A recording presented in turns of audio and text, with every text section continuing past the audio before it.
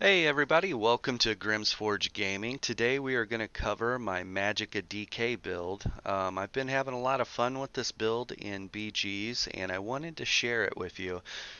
We'll jump right into the build. The first set that we are running is going to be the Swift. This is a 2 heavy, 5 light setup.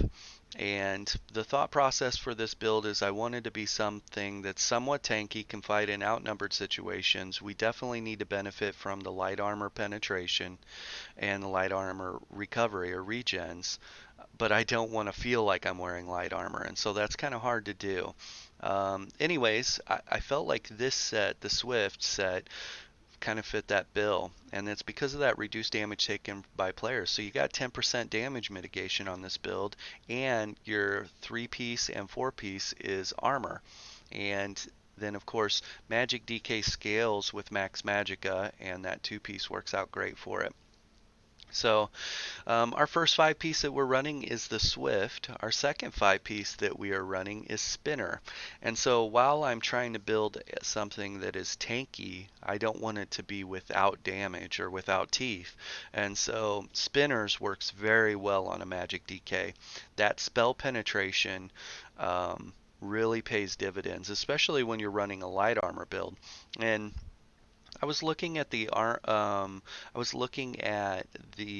build for this, and I think it's something like a total of 8,300 spell penetration is what it said that this build would have, and so I thought that that was pretty impressive between spinners and light armor, and then um, whatever passives that you have coming in. So 8,300 spell penetration's what it said that the build would have, and it definitely feels like that. That's for sure. On our main attack bar, we are running Spinner Sword and Board, and of course, every one of our abilities on a Magic DK on my attack bar is block cast capable.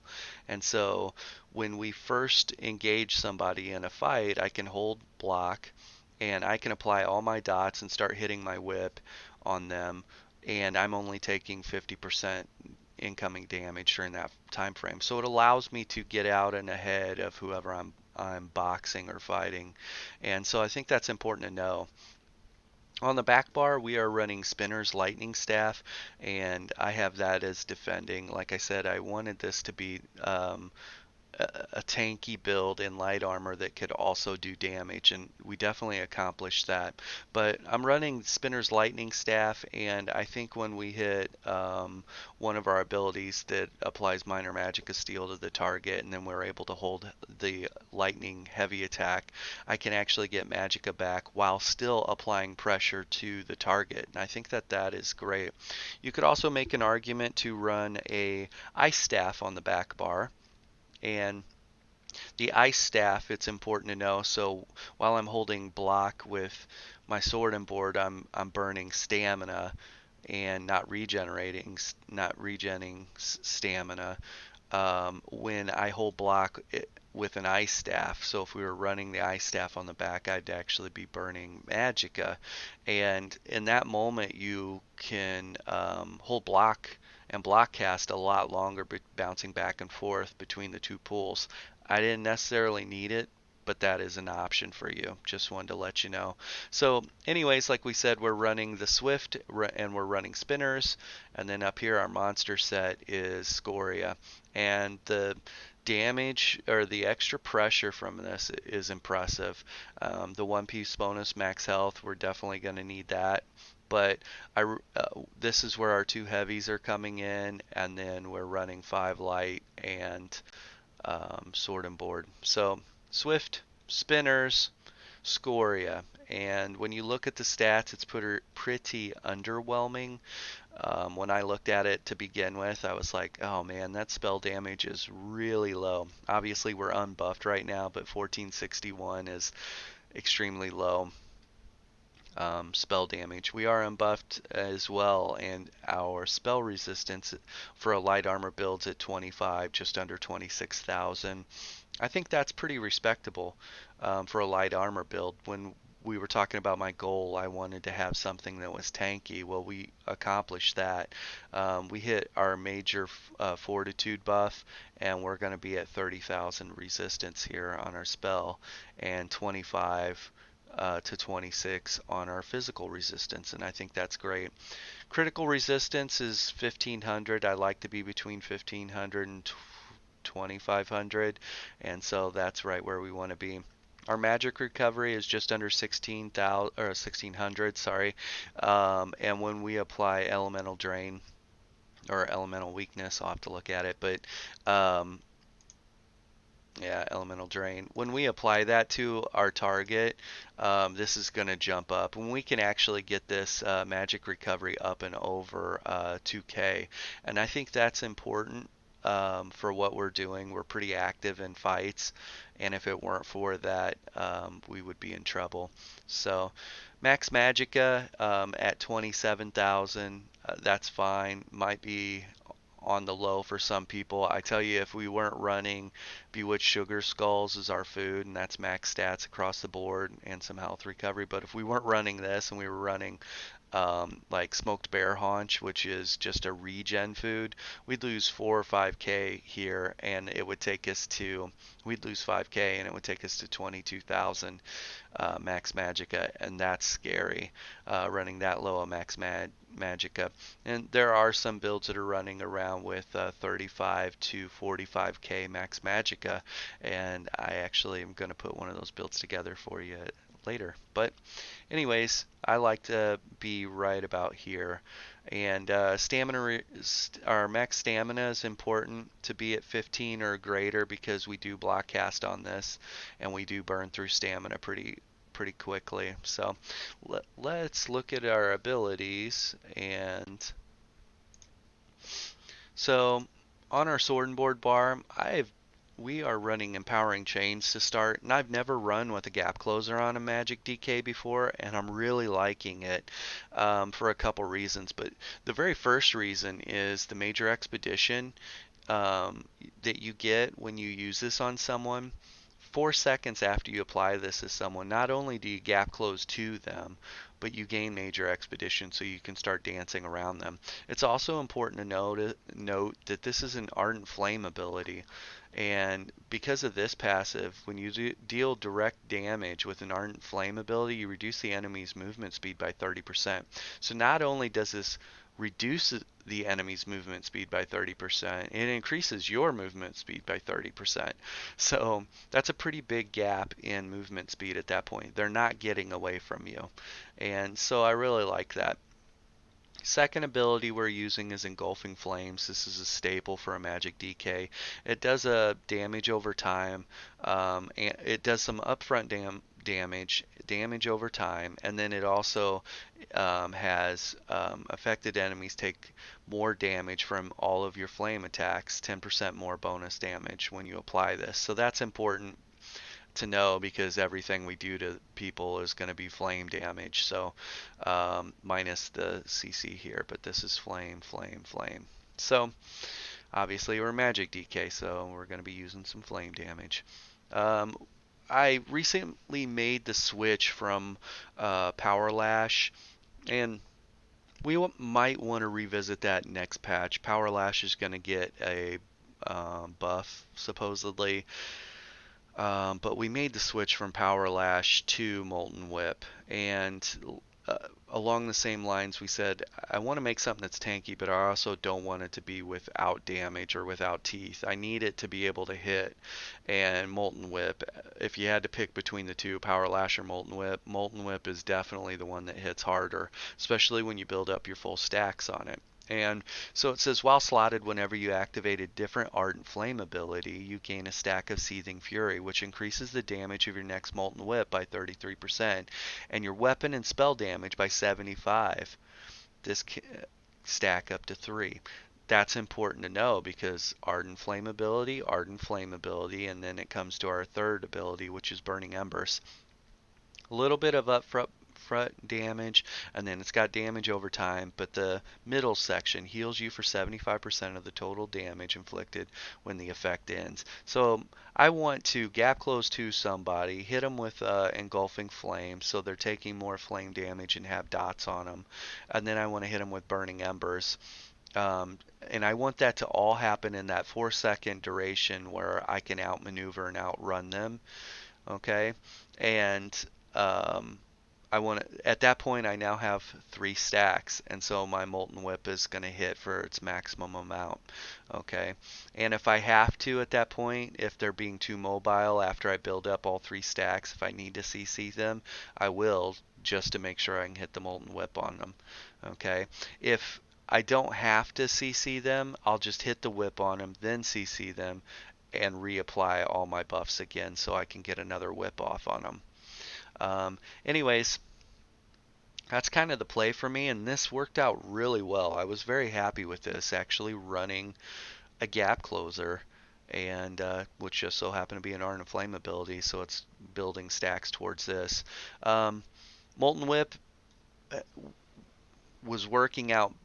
When we run with Molten Whip, we lose the heal from Flame Lash. I like the heal from Flame Lash. I also like to be able to hit people really hard with Whip. I don't want to get stuck in a never-ending fight where both sides are buffing and then just trying to line up burst, and it's just not happening. So Molten Whip is definitely the play if you want to burst someone down. But as soon as you go Molten Whip, you lose the heal from Power Lash, and so we made the move from Fossilize. And the way Fossilize works is it does a hard CC and a soft CC to them. It stuns them, and then when they break the stun, then they're rooted, and then they have to break the root. And so the stamina expense to break free from all that is high. And so Shattering Rocks, this morph, does the hard CC. It doesn't do the immobilize afterwards. But what it does do is the next attack used on you within 4 seconds of CCing them heals you for 4,400. And this ended up being a more reliable heal than Power Lash did. And the reason is because for Power Lash you have to have certain criteria met. You have to have an immobilized or CC'd target, and you have to be able to hit them twice. And more times than not, you CC someone and you get the first ability off. Well, what are they doing? They're breaking free from your CC, and that second attack was not hitting. And so I was actually getting this heal more regularly than I was Power Lash. And so it's important to know.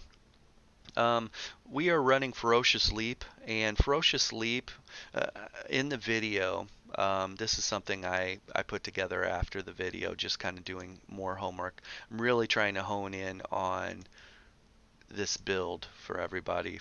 I was running Shooting Star, and actually unbuffed, if you look at the tooltip on this, 81,000 or 8,100, sorry, 8,100 flame damage, upfront flame damage. And this one's 8,500. So not only does Ferocious Leap have a better tooltip out front damage, it has a lot 75 less ultimate cost. 200 as opposed to 125. And so when we're talking about sustain because of our Battle Roar passive,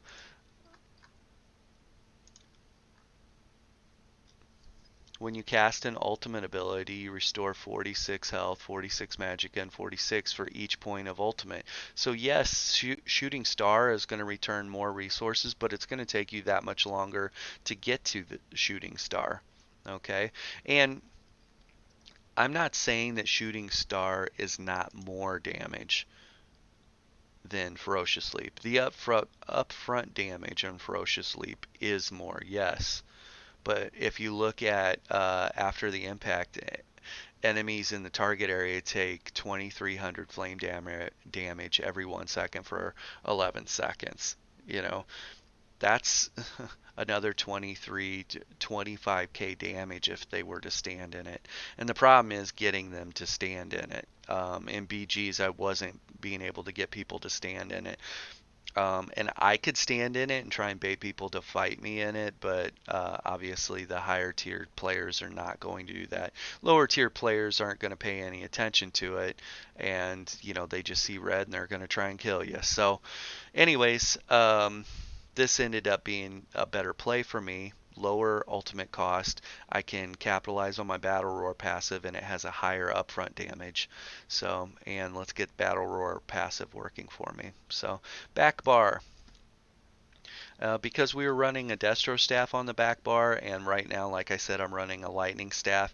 Elemental Drain was the play for me. It applies Major Breach to the target, and so their spell resistance um, is increased, and so they're taking more damage during that time frame, and and it applies minor Magicka steal.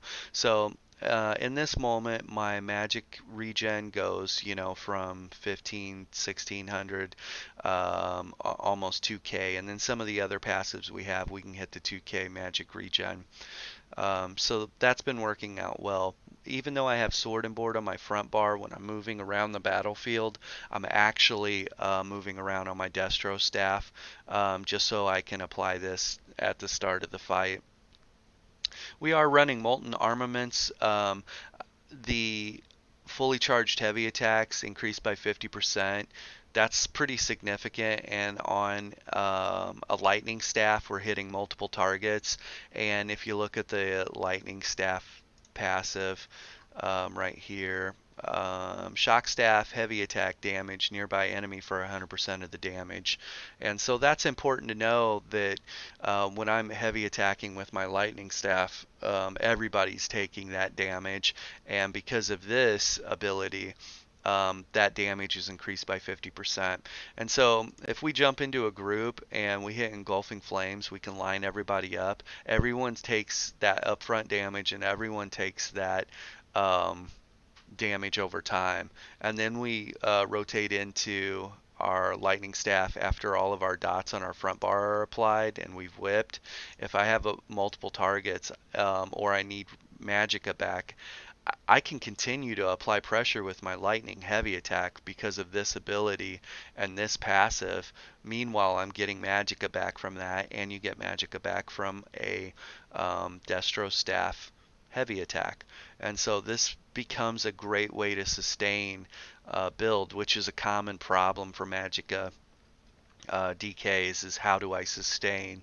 So, and some people go the route of having just max stats. Those are the people that are 35k, 45k max Magicka, and their spell damage scales off max Magicka, so they're able to accomplish both with that. And they're hoping that they can generate enough ultimate to get an ultimate off before they burn through that massive Magicka pool, so their Battle Roar passive sustains them or fills them up. And so that's one thought process. The other thought process is, let's get this going. Let's get 2k magic regens, 2k magic regen going, and just stay as active as we can during the fight and get to our ultimate again real quickly. And so we're exploring both those options. Anyways, molten armaments is the way to go for me because of the lightning staff on our back bar. And we're running Elusive Mist. I think Elusive Mist is a must for Magic DK. This ability saves me. It's important to note that while you are in Elusive Mist, you do gain that major expedition, so your movement speed's increased. And you are taking 75% less damage while you're in Elusive Mist. However, you are not receiving healing, and your magic regen stops while you're in Elusive Mist. And so you need to use this smart. You can't just use this to float around the battlefield. By the time, if you were to do that, by the time you got to the fight, you would not have an adequate level of max Magicka to compete. So we're running Cauterize currently, and I think in the video I was running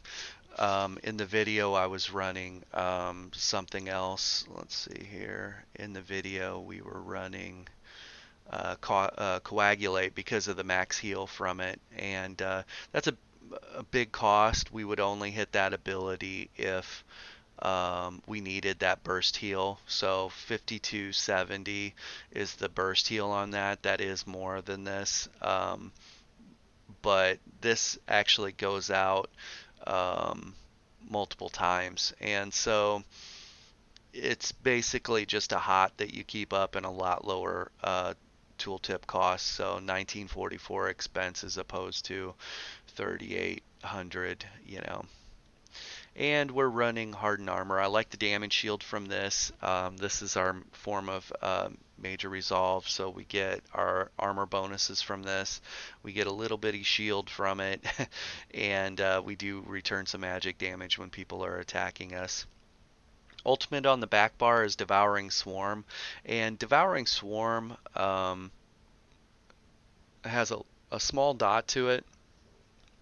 Has a large area, and it's healing us for each target that it's hitting within that area. So when I'm in outnumbered situations and I have the ultimate, Devouring Swarm applies a lot of pressure to a large group of people that we're fighting. And if you look at the way we're going to do things, if I'm fighting multiple people, I want to make sure that I get my stacks going, and then I want to make sure that I'm heavy attacking with the lightning staff while Devouring Swarm's going, and that's a lot of AoE damage going out to every target. So far this has been working. Watch the video and you'll see. Going through our Ardent Flame abilities, we want to pick up every passive from all your class abilities. If you want to run a Resto Staff, pick up all the passives from Destro, and then Sword and Board all the passives. Especially this passive for Sword and Board reduces your cost to block by 36%. This one also reduces increases the damage that you can block by 20%. So those two are most important when you're running this. And like I said, my whole front bar is able to be block cast, so we can hopefully get out ahead of people in a fight because of that. And for Destro Staff, you want to make sure you pick up this passive. If you're running the Frost Staff, it's important to pick up not that one, but this one right here. So equip a Frost Staff, reduces the cost of blocking by 36%, increases the amount of damage you block by 20%. This ability right here basically does the exact same as this passive and this passive combined for Sword and Board. And so make sure you have both of those if you're running Frost Staff on your back bar. That way you can bounce back and forth between burning stamina blocking with your shield or burning magicka blocking with your Frost Staff. This is a light armor build, so pick up all your light armor passives, and normally you would only need the first 3 of heavy armor. I bounce back and forth between heavy armor and light armor builds, just trying to find that sweet spot so I have everything, but these two won't do you any good if you are a light armor build. We are a vampire, so pick up all your vampire passives. Undeath is probably the most important one. Reduce your damage taken by 33% based on your missing health while under 50%. That's important. And Darkstalker gives you that movement speed bonus. So we are using 2 abilities from our vampire. And I do have Banish the Wicked for that ult gen when we're killing undead or Daedra or werewolf. And we have our Undaunted passives. You can see what the bonus is right now. An extra 1,000 health, 660 stamina, and almost 1,100 magicka. And our regens are increased by 4%. And we do have some of those. And probably the most important thing before we wrap this up is we are a Nord, and this rugged passive right now is how I'm able to make a light armor build and have near heavy armor resistances because of this rugged passive. That's almost 4k physical and spell resistance, and when you add that on top of our swift armor set, which has the 3-piece and 4-piece are both armor pluses, that increases that. It stacks up your resistances really well. And Stalwart, because our main bar can be block cast, that max stamina there is needed. So that's nice. And then when you take damage, you gain 5 ultimate. That's great because we want to try and fulfill that Battle Roar passive and get ultimates off as uh, often as possible. It helps with our sustain. So um, let's see. Let's buff up real quick. We're going to look at some of the tooltip numbers. I think it's important to know those. Um, See my spell damage to the left of my health. We get it just over 2,000 spell damage, and our whip will hit for just under 10k, and that's pretty impressive considering we're running around unbuffed at 1,400 spell damage. When I first saw that, I was like, oh gosh, this build is not going to work, or it's going to work, I'm just not going to be able to do any damage even with running spinners. But it was the opposite.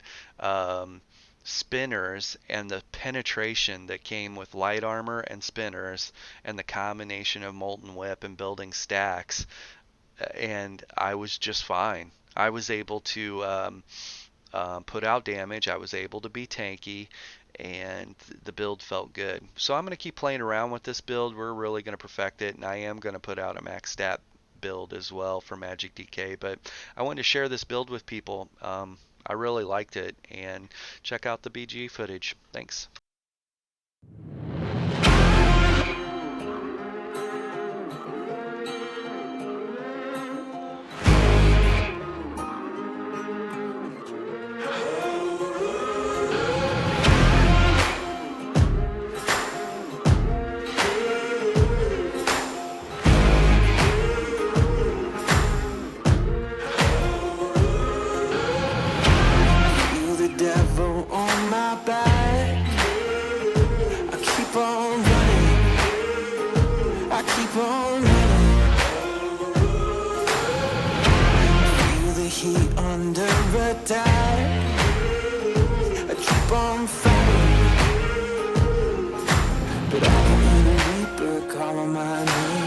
Can hear the Reaper calling my name. Bless my soul, my time is coming. Oh Lord, gonna bury me alive. 'Cause everybody wants to go to heaven, but nobody ever wants to die.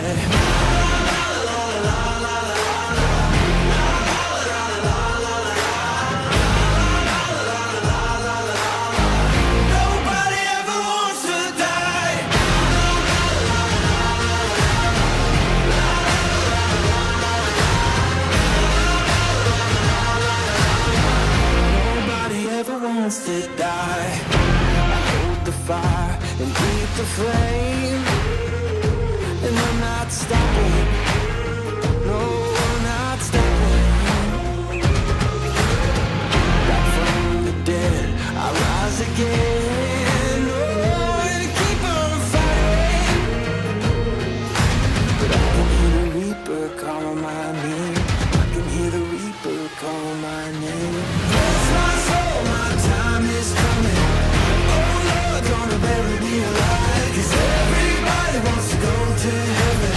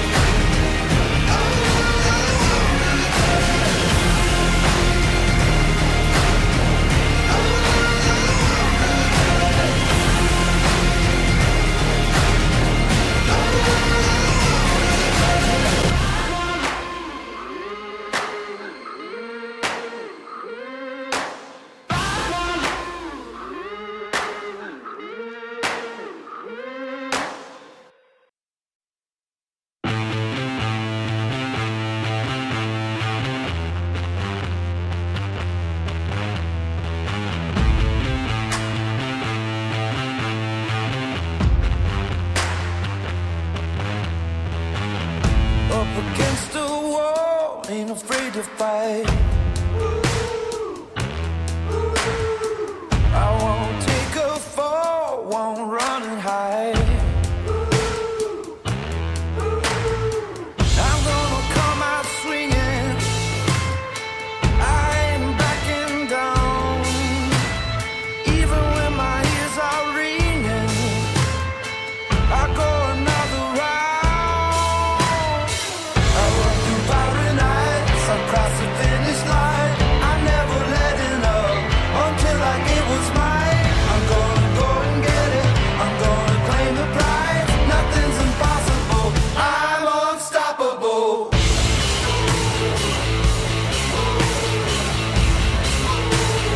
I'm unstoppable. Give me your best shot, you won't see me flinch. Give me all you got, I won't give an inch. I can get through anything, won't see me run away. I'm going for my destiny, I can take the pain. I run through fiery nights, I cross the finish line. I never let it up until I get what's mine. I'm gonna go and get it, I'm gonna claim the prize. Nothing's impossible, I'm unstoppable.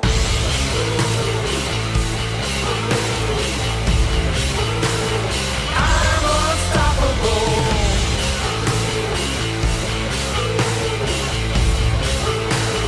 I'm unstoppable. You can't stop me, no matter what you do. You can't stop me breaking through. I run through fiery nights, I cross the finish line. I never let it up until I get what's mine. I'm gonna go and get it, I'm gonna claim the prize. Nothing's impossible, I'm unstoppable. Running through fiery nights, I cross the finish line. I'm never letting up until I get what's mine. I'm gonna go and get it, I'm gonna claim the prize. Nothing's impossible, I'm unstoppable.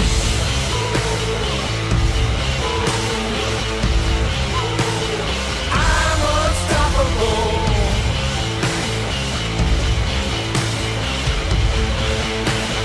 I'm unstoppable.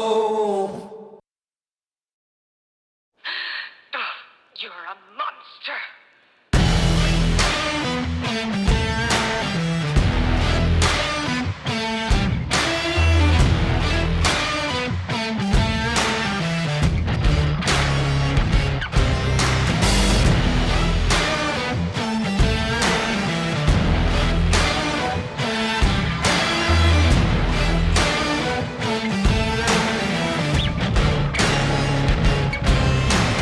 I can see the truth. No, you don't have to lie to me. Don't fill your head with things and think you're free. I can smell the fear, I think you made it clear. Yeah, I could be rude, be in the mood, I could be rotten. I could be cool, might act a fool, but never forgotten. Creeping in the dark, waiting for you. You won't like what you see. Yeah, I feel like a monster, and I'm just here to haunt you. I've become your nightmare, slipping in your dreams.